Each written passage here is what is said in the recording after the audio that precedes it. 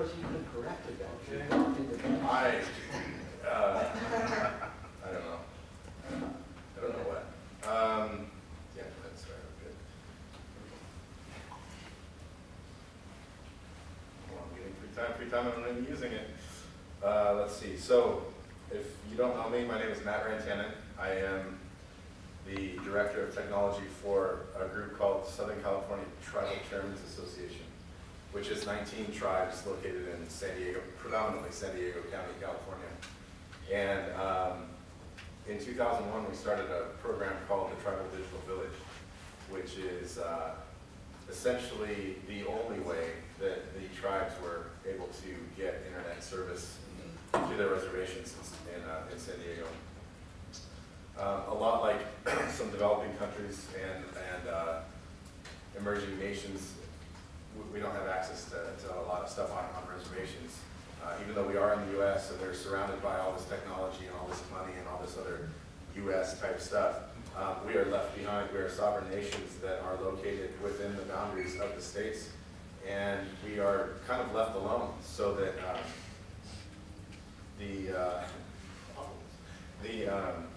the services don't get there. They'll sometimes come right to the edge of our property and then stop. The demographics not there, the money return on investment's not there for the big corporations to move through tribal land.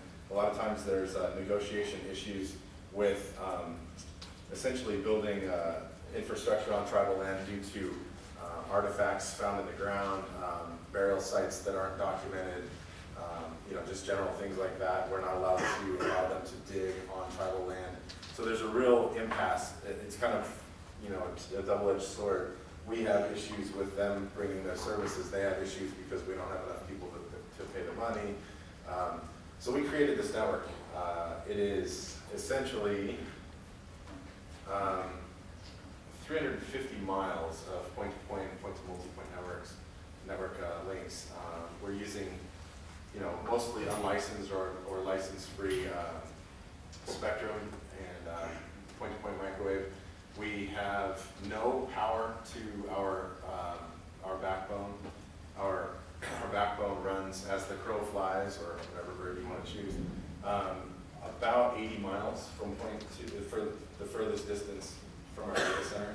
And it's kind of a big, you'll see if you sit in my presentation, unfortunately I don't have it up here, but it's a big sweeping arc, kind of like a backwards C or a outward forward-facing banana. And we spin off of that and support, currently we're in 15 of those 19 reservations. And we have 15 backbone and relay sites that are all solar powered and completely free of the grid. So we rely on the sun. Luckily we're in San Diego, California, where it is sunny all but about 2 weeks of the year. We currently have 18 tribal municipality buildings connected to our network, serving somewhere around 1,500 transient users. They come in and out of those tribal buildings, libraries, schools, Head Start programs, education after school programs.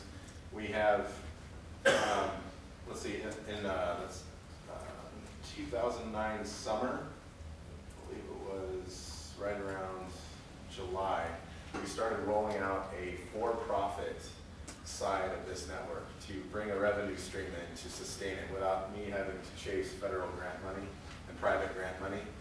So I got a grant to actually subsidize the cost of distributing this stuff to tribal homes. And we currently have 222 tribal homes connected. The 22 comes from a project we did when Sasha was at QN, and we brought technology, mesh technology in and did a demonstration project at one of our really remote locations. We did a demo on 22 homes. That was the first step into delivering service to the tribal homes. They continue to get free service because they're our guinea pig. And then we went now, I believe as of last week, probably last Tuesday, we hooked up our 200th home for a fee for subscription service. We're providing our first tier of services, 2 megabits up and down for $34.95 a month, which is fairly comparable to adjacent town rates, and we feel the speed is better and the reliability is solid. very satisfied customers, and it has really just grown on a word of mouth. We haven't marketed this, we haven't done any campaign work. We have 2,700 tribal homes, and our goal is to be able to provide services at one point or another to 2,000 of those homes. We figured there's no way we're going to get them all, but we want to be available to them if they want it. So at any one point in time, because of our geographical location, we are kind of like trapped in geography, and we will not be expanding outside of those spaces that our visual footprint. But 2,700 homes need our service, and then our surrounding neighbors that are non-tribal people will also be able to access our service as well. Let's see, we have over 1,000 computers and network devices connected to the TVB network right now. We have fiber. Luckily, we were close enough to a fiber into our data center, and from that point, we use microwave point to point, and we put it all the way out to the rest of the reservations. We've done a lot of things in the last 9-10 years. We've really changed the dynamic of how people think about computers and how they think about them in their daily tribal life. Definitely changed a lot for gamers in these 200 homes. These guys are Xbox 360 junkies. We've done things like, I have tribal community leaders, chairmen of their tribes that have been chairmen for 30 years of their tribe, running their tribe for 30 years, and they basically are not capable of turning on a computer. They just absolutely refuse to access a computer, and these are the same guys now that are in my meetings, in my board meetings, and they'll come up to me and say, how do we get more bandwidth? And I'm like, do you know what bandwidth means? And they're like, yeah, because you told me what it means, and I know it means that my people can do X, Y, and Z on the network, and I want more bandwidth. And I'm like, we'll work. So it's kind of a cool thing. We've really changed their knowledge base, and we've created this new kind of tech tribal culture. So I'll quit there for questions if there are. There will be one. That one. Yes. Hi.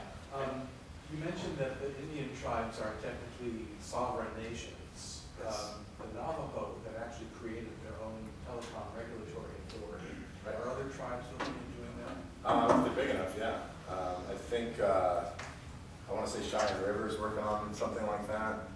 And I'm not positive. I mean, I don't have access to all the tribes just because I'm a tribe. It's not like this weird ethereal thing. In your area, then, is there a regulatory vacuum? No. Well, the thing with our area is the 19 tribes that I'm associated with. I mean, you're thinking Navajo Nation, you're thinking the monster, right? You're looking at Pine Ridge or Rosebud or one of those. I mean, they're huge places. I have one reservation that has 8 people left. I have one reservation that has 6 acres of tribal land. I have, one reservation that, our biggest reservation is 17,000 acres, which is really small when you think about the grand scheme of things. It takes all of 10 minutes to drive across it. If you look at, and it's, it's a bumpy dirt mountain road, that why it takes so long. If you look at somewhere like Coeur d'Alene, it takes 45 minutes to drive north to south of their border.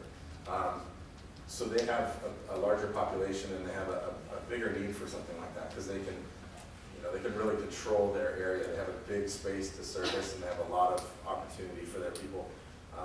We're so small, we don't have the voice that it takes to do that, and we've banded together in 19 different reservations as one with Southern California Tribal Chairmen's Association, because our numbers are so small individually that they just don't see us as a force until we put those 19 together. Now that all of the reservations in San Diego County and 2 of them in Riverside County are together, they listen, and they're really listening. But it's very difficult to do that because I am not one continuous landmass either that I can control within the borders. I have 19 little dots on the map. So it's a little out of our realm at the moment. I was wondering, were you asking that more because of the potential there to be a base for experimentation with new radio systems? Does that be an edge? I was. That was the possibility. Another possibility. That never crossed my mind. Yeah, we don't do anything like that. No, but you're obviously you're in a better position to try things out. I don't know what you mean. You don't know what you mean?